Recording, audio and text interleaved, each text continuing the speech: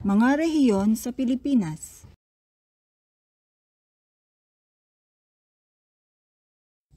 Batay sa PSGC o Philippine Standard Geographic Code, as of April 30, 2024, mayroong 17 rehiyon sa Pilipinas.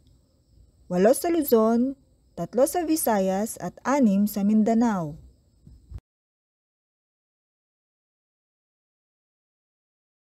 Mga rehiyon sa Luzon.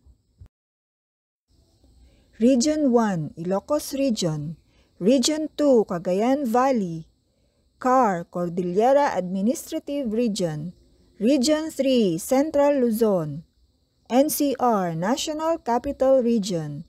Region 4A, Calabarzon. Region 4B, Mimaropa.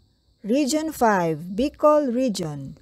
Ang NCR o Maynila ang kabisera ng Pilipinas.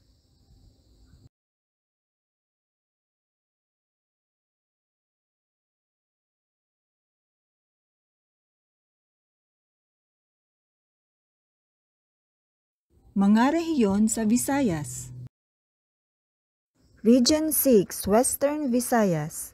Region 7, Central Visayas. Region 8, Eastern Visayas. Mga rehiyon sa Mindanao.